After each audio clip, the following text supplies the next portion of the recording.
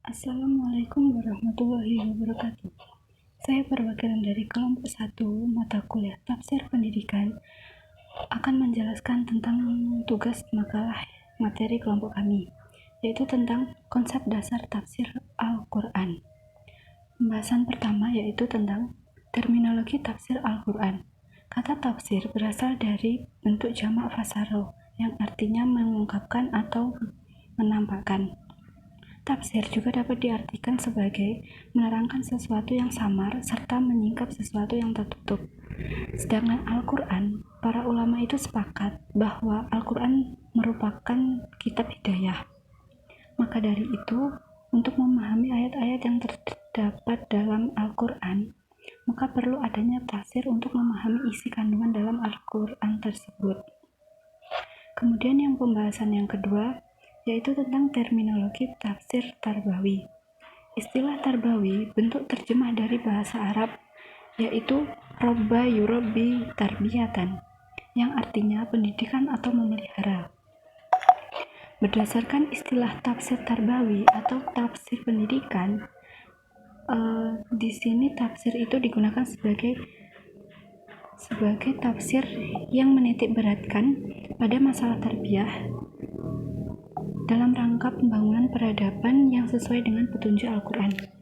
Kemudian pembahasan yang ketiga adalah fungsi tafsir.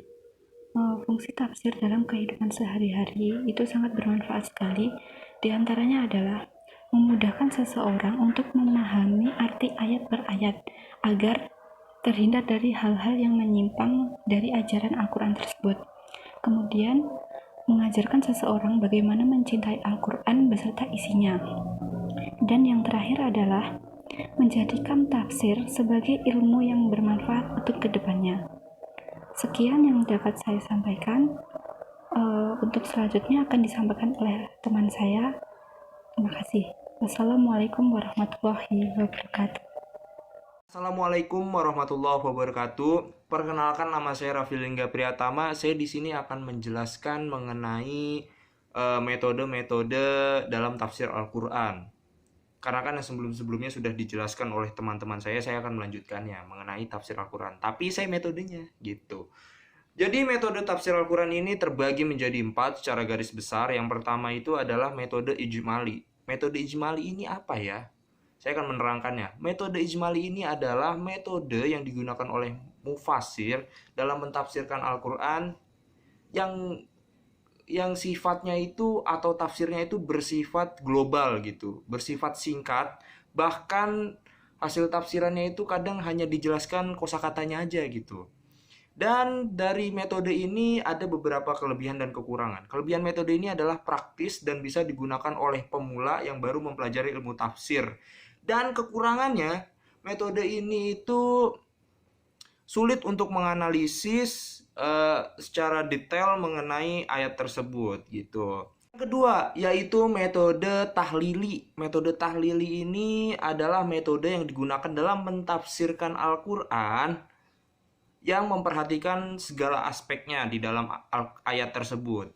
Jadi kayak misalkan nih, ayat dengan ayatnya, terus sebab nuzulul ayatnya gitu bagaimana, terus hubungannya dengan hadis-hadis bagaimana. Jadi kayak berbagai macam aspek dibahas di dalam metode ini gitu secara detail. Yang ketiga, metode makorin. Metode makorin ini secara etimologis berasal dari kata korona, isim al-fa'ilnya. Pakai ko ya, pakai ko, pakai ke gitu. Bukan pakai c. Kalau pakai c itu virus. Yang artinya adalah membandingkan dua hal.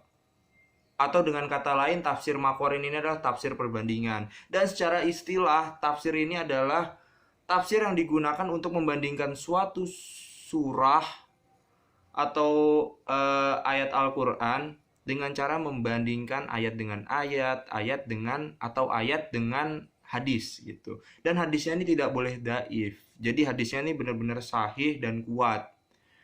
Dan seperti metode-metode yang lain, metode ini juga memiliki kelebihan dan kekurangan. Kelebihannya itu salah satunya ya, kelebihannya itu menambah wawasan kita, menambah wawasan lah gitu. Dan yang kedua ya, dan kekurangannya Kekurangannya itu salah satunya metode ini tidak cocok dipakai oleh pemula dan eh, tidak cocok juga digunakan untuk memecahkan masalah kontemporer gitu. Dan yang keempat yaitu metode maudhu'i. Metode maudhu'i ini secara arti ya, atau tafsir maudhu'i ini secara arti yaitu tafsir ayat Al-Qur'an yang berdasarkan tema atau topik tertentu. Dan metode maudhu'i ini memiliki dua bentuk. Bentuk yang pertama yaitu mentafsirkan satu surah full, satu surah aja, oke, ingat satu surah aja, dan dijelaskan secara umum atau khusus yang gunanya nanti untuk memecahkan suatu persoalan tertentu gitu.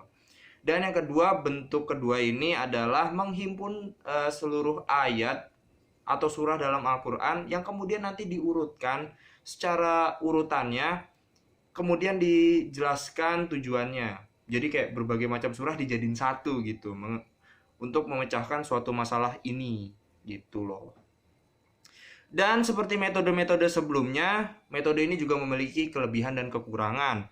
Kelebihannya yaitu salah satunya ini praktis dan sistematis. Adapun kekurangannya yaitu memenggal ayat. Mungkin itu saja penjelasan saya mengenai metode-metode tafsir Al-Quran. Lalu selanjutnya akan dijelaskan oleh teman saya. Oke, terima kasih. Assalamualaikum warahmatullahi wabarakatuh. Saya Rahma Julia Trinanda. Saya akan menjelaskan mengenai corak tafsir. Corak tafsir diartikan sebagai sifat atau wujud dominan yang ada pada sebuah kitab tafsir. Corak tafsir yang digunakan oleh mufasir antara lain, yang pertama, tafsir corak sufi. Seiring dengan berkembangnya budaya dan ilmu pengetahuan, dalam bidang tasawuf pun tak luput mengalami perkembangan. Contoh tafsir corak sufi ialah tafsir Al-Quran Al-Karim karya Sahal Al-Tustari dan juga Haqaiq Al-Tafsir karya Abu Abd Al-Rahman Al-Sulami. Yang kedua adalah tafsir bercorak fikih.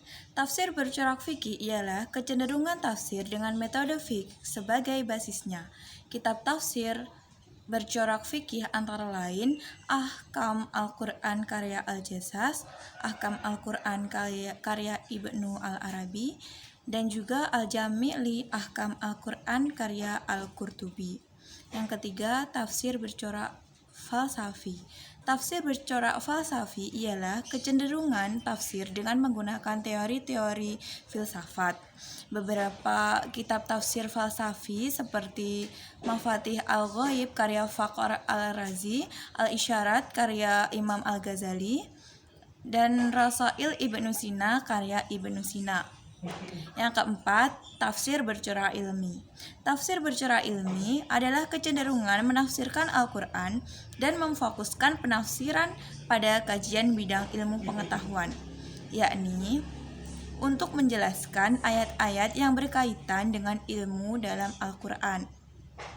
Beberapa karya tafsir al-ilmi adalah Tafsir Al-Kabir atau Mafatih Al-Ghaib karya Fakhruddin Al-Razi dan Tafsir Al-Ayat Al-Kauniyah karya Abdullah Syahadah.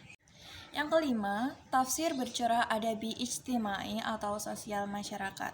Tafsir ini adalah tafsir yang memiliki kecenderungan kepada persoalan sosial kemasyarakatan. Tokoh utama corak ini adalah Muhammad Abduh sebagai peletak dasarnya, kemudian dilanjutkan oleh muridnya Rashid Ridho. Di era selanjutnya adalah Fathur Rahman Muhammad Arqaun. Yang keenam, tafsir bercorak lugawi. Tafsir bercorak lugawi adalah tafsir yang cenderung ke bidang bahasa. Tafsir yang tergolong baru ini diperkenalkan oleh Sayyid Qutb pada karyanya Fi Dhilal Al-Quran. Dan yang terakhir adalah tafsir bercorak teologi. Ialah tafsir dengan kecenderungan pemikiran kalam. Salah satu kitab tafsir yang bercorak teologi adalah Tafsir Mu'tazilah. Sekian video presentasi dari kelompok 1. Ada kurangnya mohon maaf. Wassalamualaikum warahmatullahi wabarakatuh.